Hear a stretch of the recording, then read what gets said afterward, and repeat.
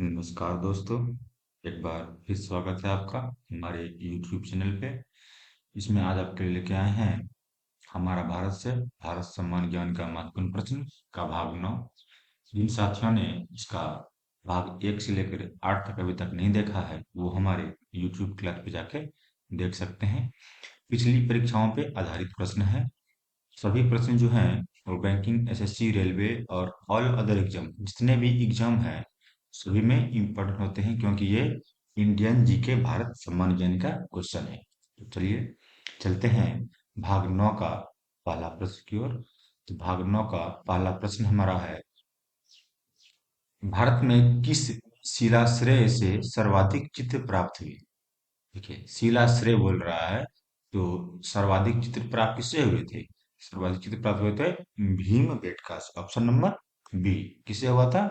भीमबेटका से हुआ था। ठीक है, ध्यान दीजिएगा। जिन प्रश्नों के आंसर आपको पहले से पता है उसे आप कमेंट में करेंगे, तथा जिन प्रश्नों के आंसर आपको पता नहीं है उसे आप नोट कर लेंगे। तो चलते हैं दूसरा प्रश्न की ओर। दूसरा प्रश्न हमारा है, भारत के निम्नलिखित किस राज्य की सीमा नेपाल से मिलती है? नेपाल से मिलने वाली राज्य जो है, इसमें से अरुणाचल प्रदेश की तो नहीं मिलेगी, मणिपुर की भी नहीं मिलेगी, पंजाब भी नीचे नहीं मिलेगी। सिक्किम की जो है सीमा वो नेपाल से मिलेगी। वैसे तो बिहार से भी मिलती है, लेकिन ऑप्शन के अनुसार यहाँ पे करें तो सिक्किम की जो सीमा है नेपाल से मिलती है। ठीक है, अगला प्रश्न हमारा है, जून से सितंबर के बीच भारत की कौन सी ऋतु होती है? ठीक है, जून और सितंबर के बीच में जो है वो जो अभी वर्तमान में चल रही है, ये चलती है वर्षा ऋतु होती है। क्या होती है? वर्षा ऋतु होती है। Option number C. अगला प्रश्न हमारा है, भारत का सबसे प्राचीन भूखंड है। सबसे प्राचीन भूखंड जो है वो है प्रायद्वीपीय पठार। क्या है? प्रायद्वीपीय पठार। Option number C. अगला प्रश्न हमारा है, निम्नलिखित में कौन सी चोटी भारत में स्थित नहीं है? देखिए, भारत में कौन सी चोटी स्थित नहीं है? ये कंचनजंगा भारत में है, केटू भारत में है, नंदा देवी भी भारत में है, लेकिन माउंट एवरेस्ट जो है वो भारत में नहीं स्थित है। भारत में स्थित नहीं है माउंट एवरेस्ट, भारत में स्थित नहीं है। तो ऐसा क्वेश्चन आएगा कि माउंट एवरेस्ट कहाँ पे स्थित है, ये तो थोड़ा सा नेपाल का हिस्सा आता है इसमें, और चीन का हिस्सा भी आता है इसमें, लेकिन भारत में नहीं है। ठीक है, ध्यान देना। अगला प्रश्न हमारा है, इनमें से कौन केरल को तमिलनाडु से मिलाता है? केरल को तमिलनाडु से कौन मिलाता है? इसमें मिलाता है पालघाट दर्रा जो है वो केरल को तमिलनाडु से मिलाता है। ठीक है, ऑप्शन नंबर सी। अगला प्रश्न हमारा है, भारत के अक्षा अक्षांशीय विस्तार में लगभग कितने डिग्री का अंतर है? भारत के अक्षांशीय जो विस्तार है उसमें लगभग का लगभग 30 डिग्री का अंतर है। कितना का है? 30 डिग्री। अगला प्रश्न हमारा है, भारत के देशांतरी विस्तार में लगभग कितने डिग्री का अंतर है? देखिए, अक्षांश के बाद आया देशांतर। अक्षांश और देशांतर दोनों याद रखना है, दोनों का दोनों लगभग का 30 डिग्री का अंतर है। ठीक है, अगला प्रश्न हमारा है, भारतीय रंगमंच में यवनिका पर्दा का आरंभ किन्होंने किया? देखिए, क्या बोल रहा है?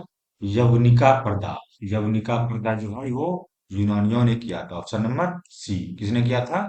यूनानियों ने किया था। अगला प्रश्न हमारा है, भारत में स्वर्ण मुद्राएं किसने चलाई थी? भारत में स्वर्ण मुद्राएं जो है सर्वप्रथम यूनानियों ने चलाई। किसने चलाई थी? यूनानियों ने चलाई थी। Option number C. अगला प्रश्न हमारा है, मेगास्थनीज के अनुसार भारतीय समाज कितने भागों में विभक्त था? देखिए, भारतीय समाज जो है वो 7 भागों में विभक्त। कितने भागों में था? 7 भागों में विभक्त था। Option number D. अगला प्रश्न हमारा है, भारतीयों के लिए सिल्क मार्ग किसने आरंभ किया? देखिए, सिल्क मार्ग जो है वो कनिष्क ने आरंभ किया। किसने किया था? कनिष्क ने आरंभ किया था। ये सिल्क मार्ग जो था ये चीन चीन को पूर्वी यूरोप से और भूमध्यसागरीय देशों को मध्य एशिया से जोड़ता था। ठीक है, तो सिल्क मार्ग किसको जोड़ता था? चीन को पूर्वी यूरोप से और भूमध्यसागरीय देशों को मध्य एशिया से जोड़ता था सिल्क मार्ग। ठीक है, ध्यान रखिएगा। अगला प्रश्न हमारा है, भारत में 10 फरवरी को किस रूप में मान्यता प्राप्त हुई है? देखिए, 10 फरवरी, अब यह है राष्ट्रीय स्वच्छता दिवस। क्या मनाते हैं इस दिन? इस दिन मनाते हैं राष्ट्रीय स्वच्छता दिवस, स्वच्छ दिवस, स्वच्छता दिवस जो भी है।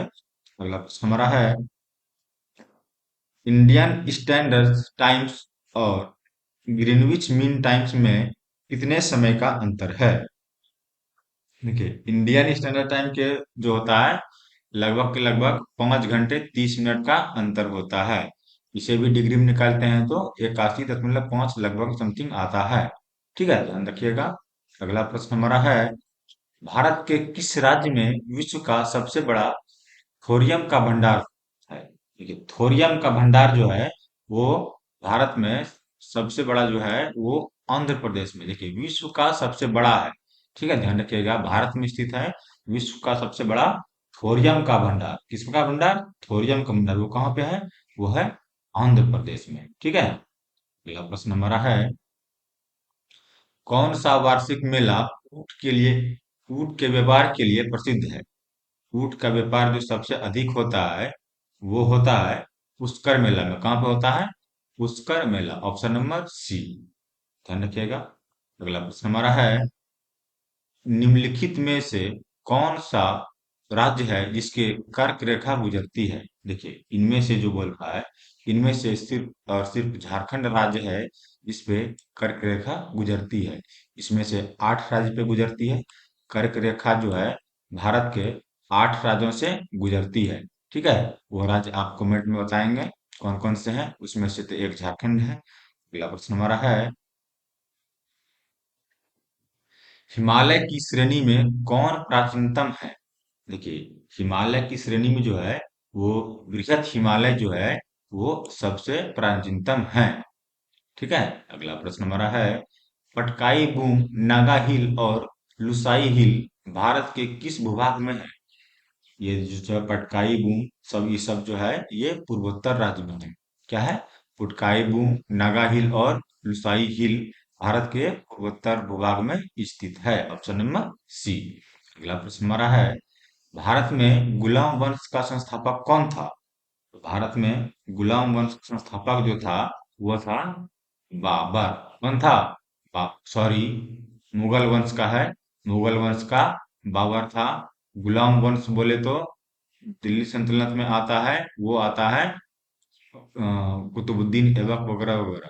लेकिन मुगल वंश का जो 1526 ईस्वी में हुआ था, ये कब हुआ था? 1526 ईस्वी में हुआ था। कब हुआ था? 1526 ईस्वी में। अगला क्वेश्चन हमारा है, खनवा और घगरा का युद्ध किस मुगल शासक ने लड़ा? खनवा और घगरा का जो युद्ध था वो बाबर ने लड़ा था। किसने लड़ा था? सॉरी, बाबर ने लड़ा था, ऑप्शन नंबर डी।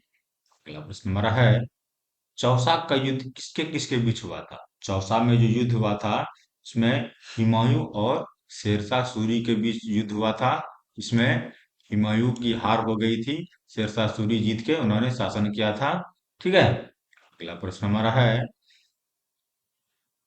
सुलहकुल की नीति किसने अपनाई थी?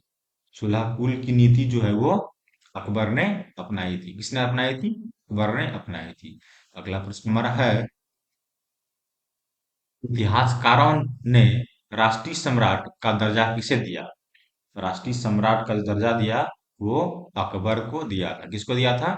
वो अकबर को दिया था। अगला प्रश्न हमारा है, भारत 22 क्या है? देखिए, ये क्या है? भारत 22 जो है वो एक्सचेंज ट्रेंड फंड है। क्या है? Exchange trend traded fund. ठीक है, ऑप्शन नंबर सी। अगला प्रश्न हमारा है, भारत में सबसे पहले रेडियो स्टेशन कहाँ स्थापित किए गए थे? भारत में सबसे पहले जो रेडियो स्टेशन है वो दिल्ली में स्थापित किए गए थे। कहाँ पे? दिल्ली में। अगला प्रश्न हमारा है, भारत का सबसे पुराना स्टॉक एक्सचेंज कौन सा है? भारत का जो सबसे पुराना स्टॉक एक्सचेंज है वो है बम्बई स्टॉक एक्सचेंज। कौन सा है? Bombay stock exchange. इसको क्या बोलते हैं? BSE। क्या कहते हैं? BSE, Bombay stock exchange. Option number B. अगला पर चलते हैं। अगला प्रश्न हमारा है, भारत में राजकोषीय नीति में निम्नलिखित में से कौन सा उद्देश्य शामिल नहीं है? कौन सा उद्देश्य शामिल नहीं है? इसमें शामिल अंतर्राष्ट्रीय व्यापार का नियमन, ये सही शामिल है। संपत्ति और आय का नियुक्ति वितरण, ये सही है। पूर्ण रोजगार शामिल नहीं है। क्या नहीं है? पूर्ण रोजगार शामिल नहीं है। Option number C. अगला प्रश्न हमारा है, भारत में सर्वाधिक दूध उत्पादन वाली बकरी कौन सी है? सर्वाधिक दूध उत्पादन वाली बकरी जो है वो है जमुनापरी। कौन सी है? जमुनापरी बकरी जो है भारत में सर्वाधिक दूध उत्पादन वाली बकरी है। याद रखिएगा। अगला प्रश्न हमारा है, भारत में हाइसिंथ हाइसिंथ नामक जंगली घास किस महाद्वीप से आई है? देखिए, ये जंगली घास जो है हाइसिंथ नामक, ये दक्षिण अमेरिका से आई है। Option number A. तो आज हमारा जो इंडियन जीके का भाग 9 था, यही पे समाप्त होता है।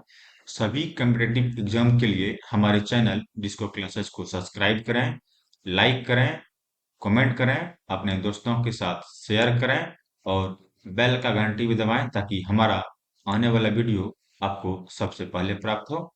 तब तक के लिए हमें आज्ञा दीजिए। धन्यवाद। जय हिंद।